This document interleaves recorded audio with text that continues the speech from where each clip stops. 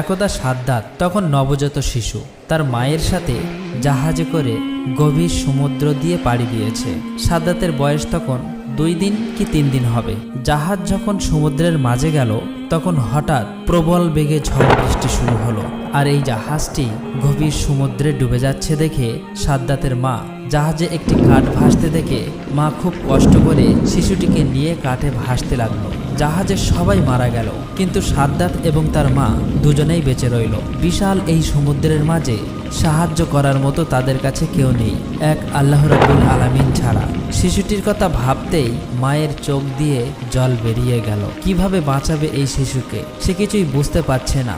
অস্থিরতার কালো মেঘ ছেয়ে যায় তার সমস্ত হৃদয়ে। এমন সময় আল্লাহ রাব্বুল আলামিন আজরাইল ফেরেশতাকে ডেকে বলল, হে আজরাইল, যাও ওই গভীর সমুদ্রের মাঝে মা ও শিশু দুজনেই বেঁচে আছে, তাদের মধ্য থেকে এখনই মায়ের জান কবজ করে নিয়ে আসো। আজরাইল ফেরেশতা হুকুম পাওয়া মাত্র বিশাল সমুদ্রের মাঝে এসে দেখলো মা তার শিশুকে আদর করছে, দুধ খাওয়াচ্ছে, শিশুকে বাঁচানোর আপ্রাণ চেষ্টা করছে। এটা দেখে আজরাইল ফেরেশতার একটু দুঃখ হলো। সে মনে মনে বলল, হে আল্লাহ, এখনই তো মায়ের জান কবজ করব, কিন্তু এই শিশুটির কি হবে? তারপর এক বুক ব্যথা নিয়ে মায়ের জান কবজ করে আজরাইল ফেরেশতা চলে এলো। আল্লাহ তাআলার আদেশে সমুদ্র শান্ত হয়ে গেল।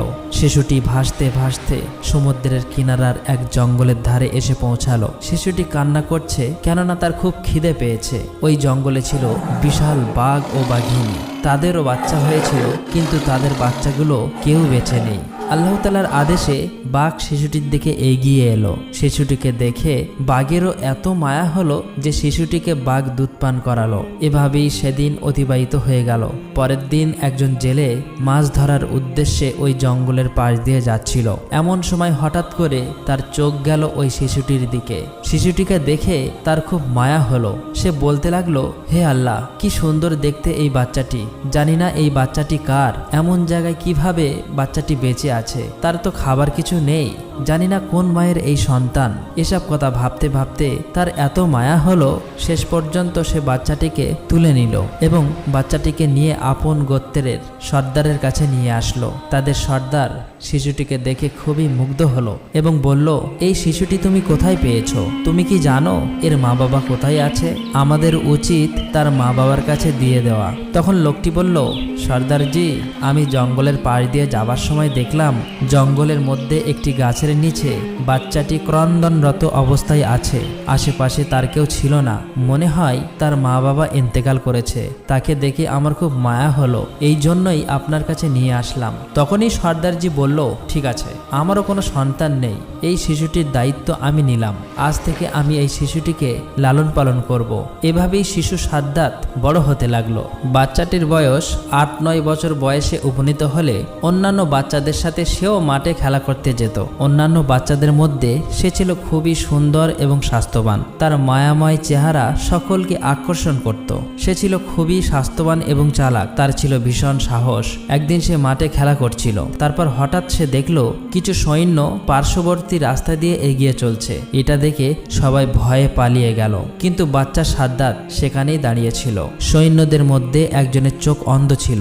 সে জানতো অন্ধত্ব দূরীকরণে সুরমা একটি মহা ঔষধ, তাই সে যখন যেখানেই যেত সুরমার খোঁজ করত। রাস্তার পাশ দিয়ে যাবার সময় ওই অন্ধ সেনা একটি সুন্দর কৌটার অনুসন্ধান করলো। সেটি তুলে দেখলো এটি সুরমার কৌটো। এতে করে সে অনেক খুশি হলো। সৈন্যটি কৌটো খুলে তার চোখে সুরমা লাগাতে যাবে, এমন সময় আরেকজন সৈন্য বলল, আপনি চোখে লাগানোর আগে সুরমাটি পরীক্ষা করুন, এই সুরমার মধ্যে ক্ষতিকর কিছু তো থাকতে পারে। তখন সে বলল, কিভাবে পরীক্ষা করব? এবার অন্য একজন সৈন্য বলল, ওই দেখুন, ওই যে বাচ্চাটি দাঁড়িয়ে রয়েছে, ওকে দিয়ে পরীক্ষা করুন। এবার ওই সৈন্যটি তাকে বলল, তুমি এখানে দাঁড়িয়ে আছো কেন? এদিকে এসো। বাচ্চাটি তাদের ভয় না করে এগিয়ে এলো এবং বলল, আমাকে ডেকেছেন কেন? আমি তো কিছুই করিনি। সৈন্যটি বলল, এই সুরমাটি তুমি চোখে লাগাও তো। বাচ্চাটি ভয় না করে সুরমা চোখে দিল। সুরমা চোখে দেওয়া মাত্রই তার অন্তর্চক্ষু খুলে গেল। দুনিয়ার সমস্ত বস্তু তার দৃষ্টিগোচর হতে লাগলো, এমনকি